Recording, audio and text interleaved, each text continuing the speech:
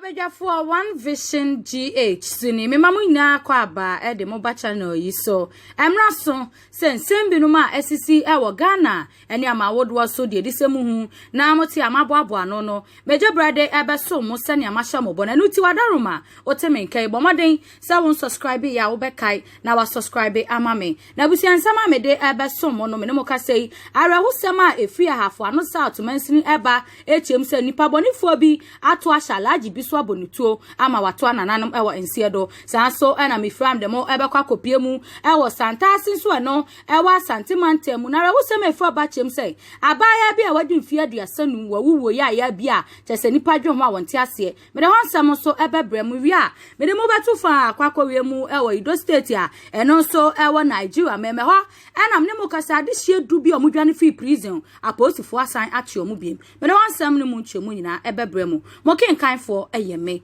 ahwenepa amonu jemfo afe ye hye yensem no ase Bedafo ya nsem no ase na senam di kan ekan ye no bedemo afi ase e de afi ahafo ano south mensin na arehusema afi kura no e de asuade eba echem sei ena no peya e ya de se Alhaji Sadiq Abubakar omo eda sorry ya na openyin no baby a na sempo no fuel station na woda no nipa bonifo bia koku na openyin no eda ne mojam na according to report e fa asemi ho no e ya de se nipa ba akwa arehusem le si ye no na nanitu apote na so no obi kan ye ade na se de no betimi aye ensem a anane chiemo de atu dwanyina ene se ade se ohun se mema nan ekurokuro ntuo ene asekan a na omo etika nim na omo kopie mu e wo fuel station ho no na chese omo start se omo etututuo pe na no na chese Alhaji Sadiq Abubakar se na opanyin no otituo ni sa na obepedien yo se na obehwedien na ekoso waye panyin sa so de wontimi entina fie ma senua emfo sebi enu ti wotwe ne kwan ebehwe ade a ekoso se mema no ne ho no baaye amobaaye anase hwanti no monam na no ana opanyin eyi nitia na etuo no eka no a amnumu ho a wote egu fom a nipa bonifo yi anase nipa nan yi omo edina ka mu a no omo tina ka mu apu a na according to eyewitness no chem se ade a na ye ne wanwa kakra ene se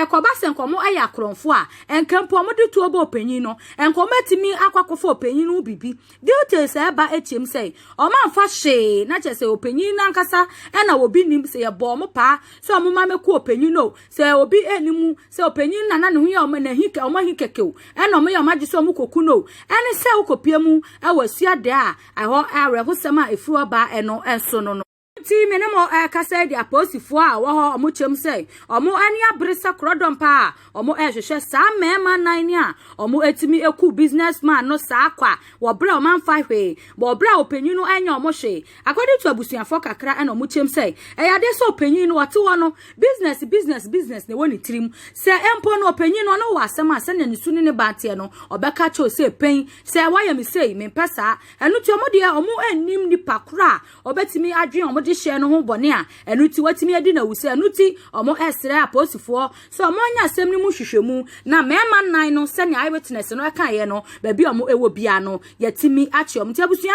ukopie mu ewa suade ekuro ni mu a ene ekuro no nyina adane a ade hye ho pa efiso opanyin no mu chiem se wa bia enwuma ama maburu nya bi aye ne titiru ene fuel station wa chese nipa wafo omo adwuma no eye nipa keto enuti ekame ye se omo era ho pa omo so esre ne abusuana ka no omoma pepepe ye ene atentere ne emro panyinu ewuo ho na senia eye muslim na sempo senia islamic hihye ye etie no menemo kasa even though senia asem no akwakoye no ahoboa eguso ekwaso se be Alhaji Sadiq Abubakar ye bepe baabi ede no akwakoto One Vision so ne abusua mefamo efi ase a esuade na mefamo konkopie mu ewo santase no ewo asantimantema hikrokumase menemo kasa diare husem efro ba echem sei abaya bia ne din edi Janet wadi mfie aduasanum abaya yi atimi awuwo ya chese wuo no sebi monimu a akwensafo pa na atimi abo abaya ya amawato anananum ewo ensiedo na according to reporter eba efa asemi ehonom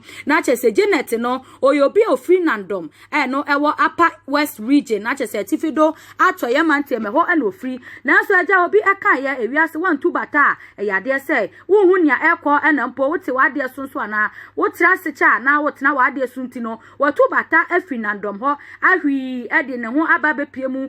wo eye asantase a wodi ne juma na sempo no wo ye juma kakra ode support ifie wo nandom na according to report say na medical kan ye no enti abetodwa efa baya yiwo ho ene say Janet ene eye ne master ena ye juma wo drinking bar na achese bia ba se ne kan no ba bia sabi wupe bia twitwa apedie mu adin die mu ha de ubenya bia na de ope bia no ho ubenya bia to wo santase a eno wo eye basic school na achese santase basic school no aban school no na chi wo pe ho ena ba no a Janet ene ne master ye adwuma be semfie du na enche ye ena chese master no hu se ne sika ayira sika na ayira no ena chese oni Janet enham so na Janet be chense o master fa cha me na sika nya se mawia me ya de se niam bi enkoye ye frɛ me fifie na so sika ni me ho a sika no so me de be sha nan mu eti wo de fa cha me na sika no koma mabusuafo wo efie na no na master yi eti sanche mu ne pe wo starting kikamu kromfo ye kromfo sa amra ne so na chese sebi ade se mema bi omo ababa wibi omo sesansa gu omo widie mu nti omo hu ba bi omo kọ ene ba bi omo eba na omo ewo sport wa omo ti semester no eye wi o we kromfo no na chese amunumu wa omo eti gu awura no so a ene omo diken ebo no omo yi belt ebo omo di omo nsa ebo awura na kopim se awura no ye mra o collapse ye na according to report na omo echem se awura no collapse ye no ne master kra ampe na chira kwan chese wa ha ne ho kra kohwe se awura no wo home anase won home na no ana rai eda o kakra no master no ekotwe ne kono hu se niema enkoye nuti omo atiatia mu na chese ye di nsuo egugu awrai so se nka ebia obetimi abo pitiribi asore ni nya mu na awura no ambo pitire nuti awon hare so omde no etoka mu kokopie mu wo Hope Exchange Medical Center no eben opoku wari school no ape na chese de no ekoto emergency unit ho ne de no koto ho no na doctor fo gina no kakra na omo ehye se si ade Janet ne ho ye je se buro no se ne kokko ne widie mu no enuti na kame se wa collapse na se si an oye stable na busia se na onye stable na Janet wo wu anesa ade che pepepe ene wura no eto ananan ewo nsie do a mra master yiti se na kola ya to ananan wo nsie do kranko onkonko hwe da bia ye de na amu no kranko ekwa akohye wampe embo am ne mo kasai no ade hye bi no ma asem no eye omahi no ena omde asem no ekokko dan santase aposifo ekokko chi eye master yi obeji tu mu sampa de si ye no wonim hu bi na ye sei ene si ye Janet fa ne sika wo breko a wanka nche nuti wote atia no ena sebia komisafo no ete ya omutugu ne so ebro babesia ema me ne mu kase wato nananom ewensie do empempre Janet na mu no ewo Hope Exchange Medical Center mortuary aposifo chiem so omo etwen na omo aye further investigation the autopsy so ene hia omo ebeye na akire no omo akontate abusuan ewo efie na omo so ababeji omamu na omo apemu no krabrenti abusuan ukopie mu awo santase a arahosema efi oba eno no ewuo ya yasei ejira fidie so na mama eye Alhaji Sadiq eni Janet mama mu nyina eye nantiye abusuan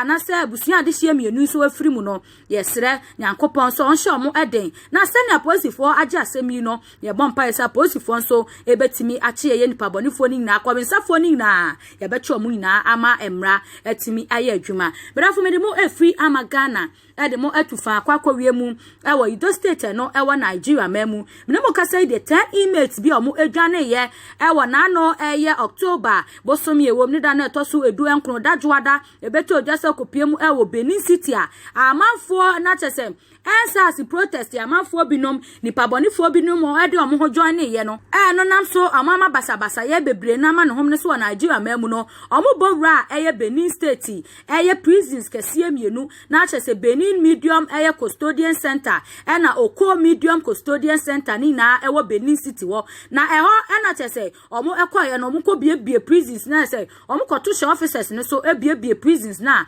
enti ebeto odwa sa ameme juada ne kirem se adehye 1993 na chese emails 1993 na sa juada no omutimi adwane ye na busuam ne mo akase de ya de se enti ebeto odwa ekirem se yetimi achiemu nipa 116 na chese nipa eye 116 no ha eni dunsia nanra wukwada ye do mu ina esa alaye ewo eye Edo State anim ho a ene ensemtwerefo egina wo etwetwa bia kama na eno anase nipa 116 no enante abetodwa echirem se emu edu eye emails na omo adwane a na yehwehwe omo no emu edu na according to eye commander anase according to eye Edo State Police Command Yi na COP aya Johnson odin sem etudwa na wochim say sa adehie du ya yesan ekoche om na chese om de ne re arrest aya Emmanuel Friday Victor Lucky na Patrick Abraham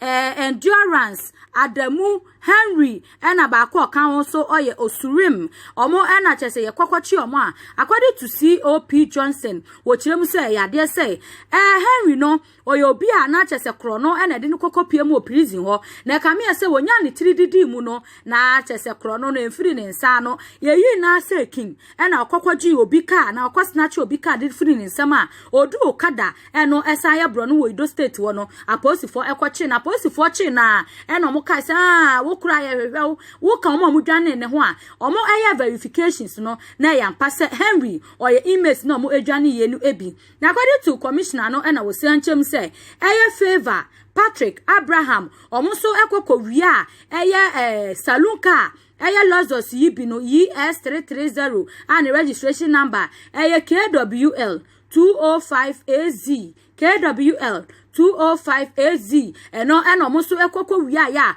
omuko Abuja na Abuja ho no na chese no so yekwachi omo a ye hwe omo animudi no na chese ye sa enkofo miensa na so omo eka emails na omo adwane ye no ho ebi eno ti abusuafo eno ene enkra efi Edo State ba aposifo chem say adehye 1993 na omo adwane no se se yetimi achi emu du ne de omo awrasiemu se de aka na ba bi omo hye bia no ye betimi achi omo kasa wonsa kwa ahaw wakwa ye long hanse am ya chodi akoshe prison na wanya kwan ya pa baabi adwane a wo se akwa kobokro no bie menuti ana commissioner no echem se wo behia se wo a wonim se ana se wo a wani tua se obi aba onpata mu wo hwe na sanya nisu ene ne ban ete a enyema nkoyi a report e ma potifo ebise bi mu wo ha na se emails bebre ni wo ho a omunya no hu bia wa hwe ye na nipa 1993 omo san ya kwakofra Nigeria State ana se Nigeria man dia na chese wan hwe oman no boa na ebebo ensam no asi midin